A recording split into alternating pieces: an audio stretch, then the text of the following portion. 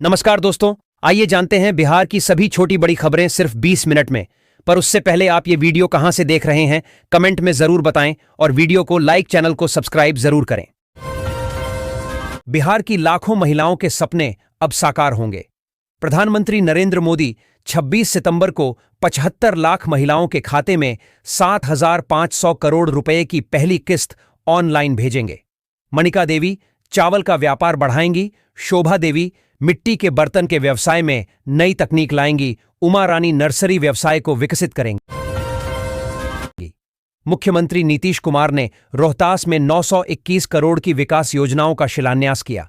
इन योजनाओं से सड़क, बिजली, शिक्षा, पर्यटन और शहरी विकास को बढ़ावा मिलेगा। पथ निर्माण, पुल निर्माण और ऊर्जा विभाग की कई परियोजनाओं का उद्घाटन किया गया। सरकार का लक्ष्य है कि जिले के हर गांव और शहर तक विकास की रोशनी पहुंचे। इन परियोजनाओं से रोहतास जिले में बेहतर सुविधाएं उपलब्ध होंगी। किशनगंज में सीमांचल न्याय यात्रा पर पहुंचे एआईएमआईएम सुप्रीमो असदुद्दीन ओवैसी ने महागठबंधन पर हमला बोला। उन्होंने कहा कि बिहार की जनता देख रही है कि भाजपा की बी टीम कौन है। ओवैसी ने कहा कि उनकी पार्टी ने महागठबंधन में शामिल होने के लिए प्रयास किया, लेकिन कोई जवाब नहीं मिला।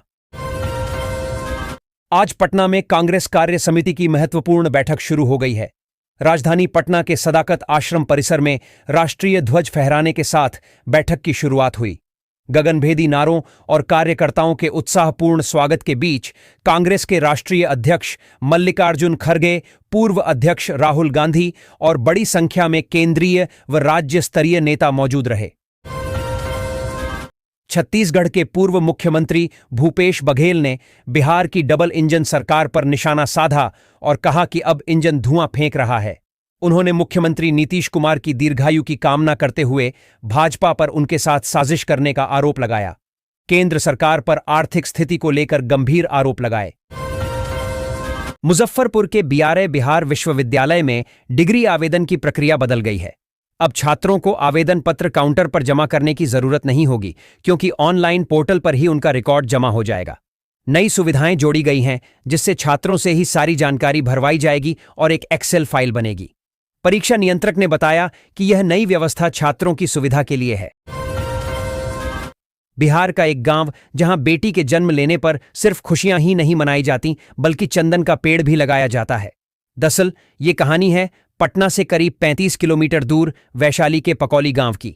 यह गांव बिदुपुर प्रखंड के तहत आता है। इस गांव में लगभग 700 घर हैं, जबकि गांव की आबादी करीब 4000 होगी। इस गांव से गुजरते वक्त सभी घरों के आगे चंदन का पेड़ देखने को मिलता है। वर्तमान में पकौली में लगभग 900 से अधिक चंदन के पेड़ देखने को मिल जाएंगे। बिहार विधानसभा चुनाव का समय नजदीक है। सभी दलों के नेता जहां पूरी तैयारी में लगे हुए हैं और विधायक अपने क्षेत्र में लगातार भ्रमण कर जनता को रिझाने की कोशिश कर रहे हैं, तो जनता भी उनके कामकाज का हिसाब मांग रही है। विधायक ने कैसा काम किया, इसकी ग्राउंड रिपोर्ट जाने के लिए मंगलवार को एबीपी न्यूज की टीम ने भोजपुर जिले के बडडेहरा विधानसभा का भ्रमण किया। यहां के ग्रामीणों की बयान जानकर आप दंग हो जाएंगे। बिहार सरकार के ग्रामीण कार्य मंत्री और जदयू के राष्ट्रीय महासचिव डॉक्टर अशोक चौधरी ने मंगलवार को जन सुराज के संस्थापक प्रशांत किशोर को 100 करोड़ रुपए का मानहानि का नोटिस भेजा है। दरअसल प्रशांत किशोर ने मंत्री पर 200 करोड़ के घोटाले और जमीन धोखाधड़ी का आरोप लगाया था। अब अदालत ने किशोर को 17 अक्टूबर को पेश होने के लिए समन जारी किया है।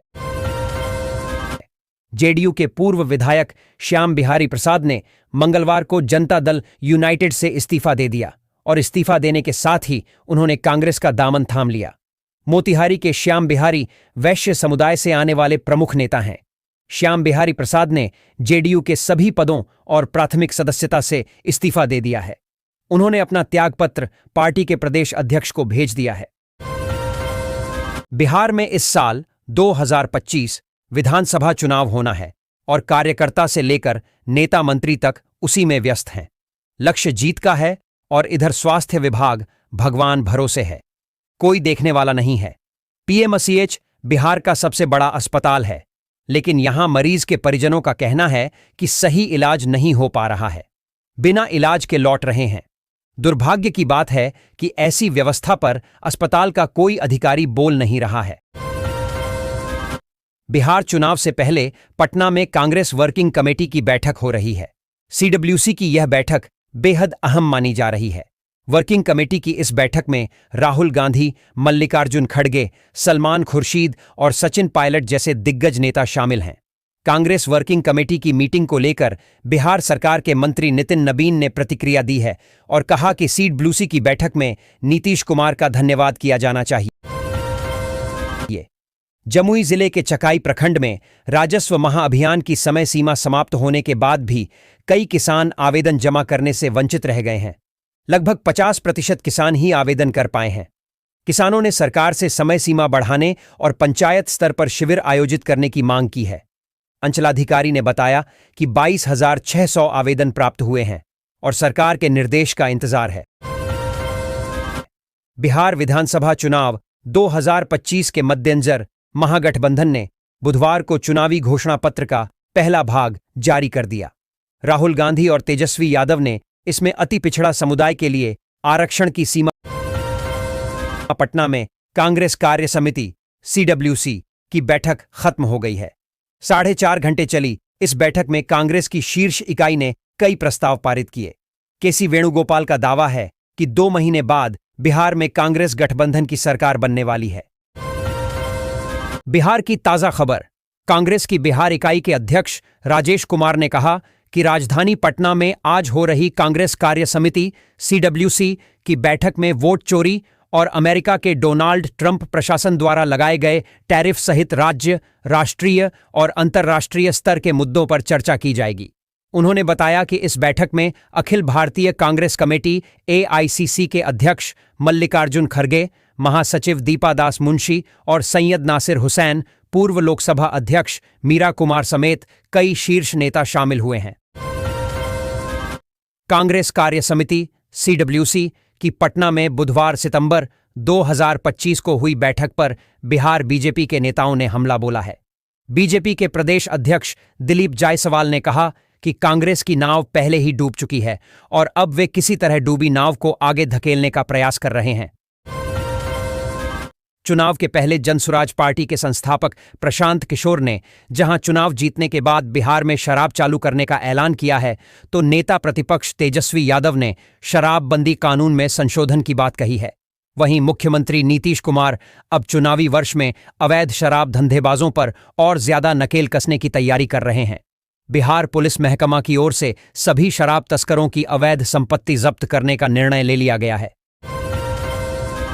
आरजेडी सुप्रीमो लालू प्रसाद यादव की बेटी रोहिणी आचार्य ने एक बार फिर सोशल मीडिया के जरिए अपने विरोधियों पर तीखा हमला बोला है।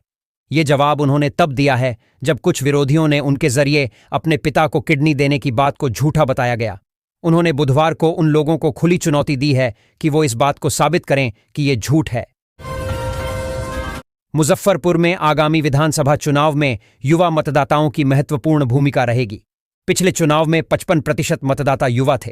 इस बार भी इनकी संख्या लगभग समान रहने की संभावना है। प्रत्याशी युवा वोटरों को लुभाने के लिए हर संभव प्रयास कर रहे हैं। चुनाव आयोग 18 वर्ष पूरे करने वाले युवाओं के लिए मतदाता सूची में नाम जुड़वाने हेतु विशेष अभियान चलाएगा।